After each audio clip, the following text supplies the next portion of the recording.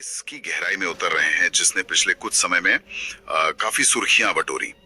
उत्तर प्रदेश के मेरठ का वो सनसनीखेज मामला जिसे लोग सीमेंट ड्रम मर्डर केस के नाम से जानते हैं। हमारे पास इस घटना से जुड़े कई सारे स्रोत हैं, रिपोर्ट्स हैं, जिनमें घटना का ब्यौरा है, जांच में क्या निकला और समाज पर इसका क्या असर हुआ, ये सब शामिल है। तो हमारा मकसद है कि इन स्रोतों के जरिए इस बेहद पेचीदा और सच कहूं तो विचलित करने वाले मामले के तथ्यों को परत दर परत खोलें कि आखिर हुआ क्या था, क्यों हुआ और इसका असर कितना गहरा रहा है। कहानी है 35 साल के एक पूर्व merchant navy officer Saurabh Rajput की, जिनकी कथित तौर पर हत्या की गई। आरोप है उनकी पत्नी और पत्नी के प्रेमी पर, और फिर सबूत मिटाने का जो तरीका अपनाया गया वो वाकई भयानक है।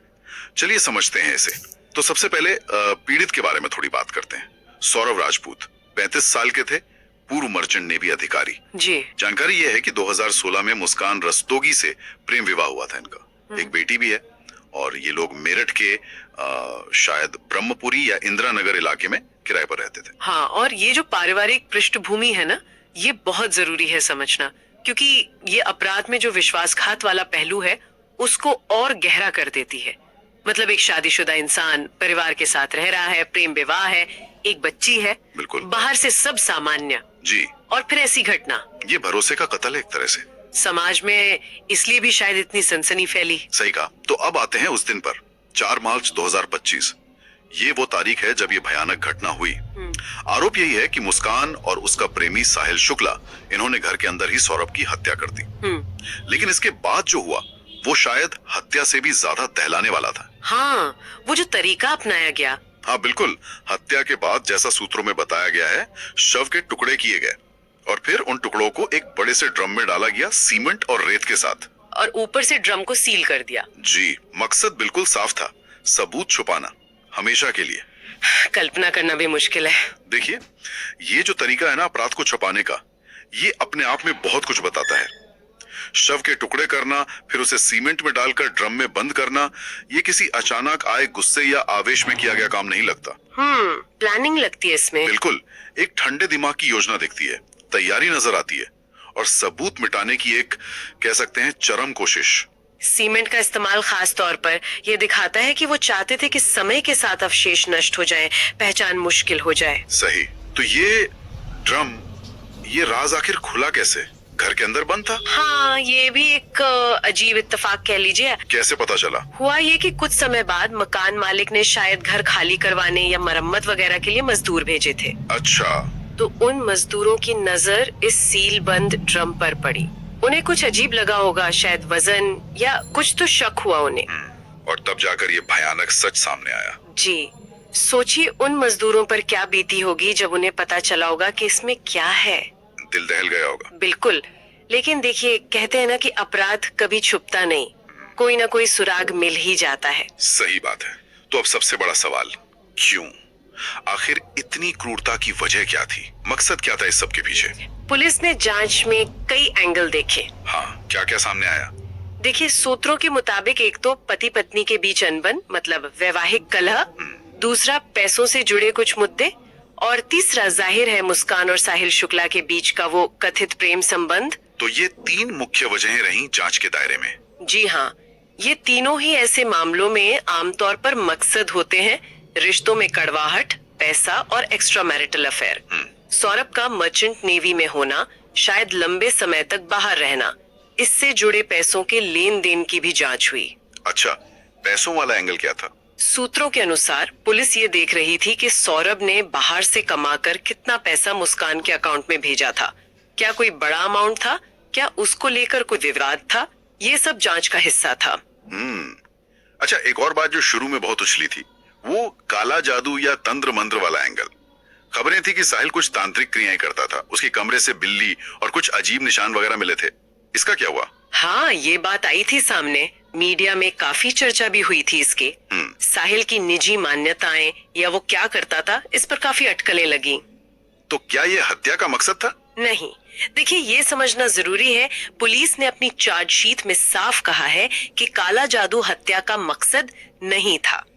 अक्सर ऐसे सनसनीखेज मामलों में लोग रहस्य या कोई अलौकिक वजह ढूंढने लगते हैं, लेकिन पुलिस की जांच तथ्यों पर आधारित होती है। उनके हिसाब से मकसद वही तीन थे: अफेयर, पैसा और आपसी झगड़ा। ठीक है, ये स्पष्ट करना जरूरी था। तो कानूनी तौर पर मामला अब कहाँ है? चार्जशीट वगैरह? हाँ, चार्जशीट तो दाखिल हो चुकी है। हाँ, मई 2025 में, मतलब घटना के कुछ ही महीनों में, पुलिस ने मुस्कान और साहिल के खिलाफ चार्जशीट फाइल कर दी थी और सुनने में आया कि वो 1000 पन्नों से भी ज्यादा की थी। जी, 1000 पन्ने बहुत होते हैं। ये दिखाता है कि पुलिस ने कितनी गहराई से जांच की है। चार्जशीट का मतलब है कि पुलिस को लगता है कि उनके पास मुकदमा चलाने लायक शुरुआती सबूत है। इसमें क्या क्या शामिल होगा? इसमें गवाहों के बयान होंगे, फॉरेंसिक रिपोर्ट्स होंगी जैसे डीएनए वगैरह, कॉल डिटेल्स, परिस्थिति जन्य सबूत मतलब हालात से जुड़े सबूत, पैसों के लेन देन के रिकॉर्ड, ये सब। और आरोपी? मुस्कान और साहिल दोनों अभी न्यायिक हिरासत में हैं। जेल में। अब केस अदालत में चलेगा। हालांकि जैसा आपने कहा, पैसों वाले एंगल पर जांच शायद अभी भी कुछ हद तक चल रही हो, कुछ और कड़ियां जोड़ने की कोशिश हो रही होगी। इस पूरे मामले का एक और दुखद पहलू है जो अपराध स्थल से थोड़ा दूर है पर कम दर्दनाक नहीं। वो है सामाजिक और पारिवारिक असर। हाँ, ये अक्सर नजरअंदाज हो जाता है। मुस्कान के अपने माँ बाप ने, उन्होंने पब्लिकली उससे रिश्ता तोड़ लिया। जी, ये खबर आई थी। उन्होंने कहा कि वो कोई कानूनी मदद नहीं देंगे, कोई वास्ता नहीं रखेंगे। सोचिए, माँ बाप के लिए कितना बड़ा कदम होगा। बहुत बड़ा। ये अपराध की भयावहता और शायद सामाजिक दबाव को दिखाता है। और सिर्फ इतना ही नहीं, उनके परिवार को समाज ने लगभग बहिष्कृत कर दिया है, ऐसा सुनने में आया।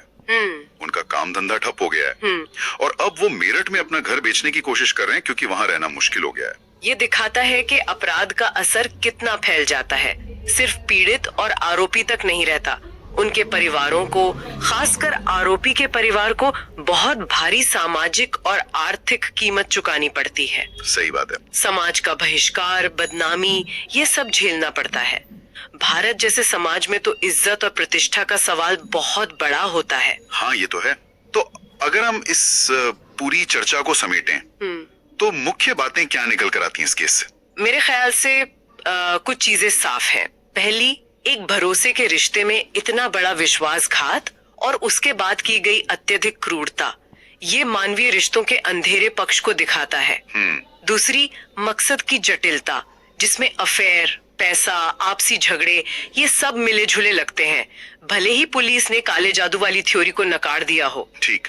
तीसरी, अपराध छिपाने का वो भयानक और सोचा समझा तरीका, सीमेंट का ड्रम, ये अपराध की गंभीरता और आरोपियों की मानसिकता बताता है। और चौथा? और चौथा, वो दूरगामी सामाजिक और पारिवारिक परिणाम, ये दिखाता है कि एक अपराध कैसे कई निर्दोष जिंदगियों को भी तबाह कर सकता है। बिल्कुल। तो ये थी मेरठ के इस बेहद चर्चित सीमेंट ड्रम मर्डर केस की कहानी।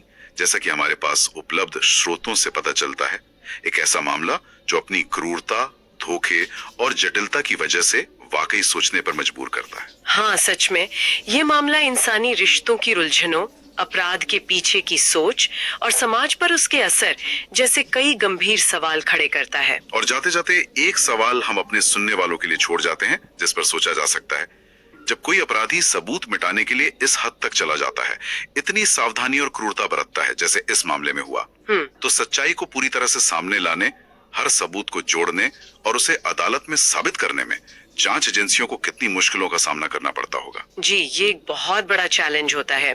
फोरेंसिक सबूत जुटाना, गवाह ढूंढना, मोटिव साबित करना, खासकर जब आरोपी ने सब कुछ मिटाने की इतनी कोशिश की हो। ये अपने आप में एक बड़ी लड़ाई होती होगी न्याय दिलाने की।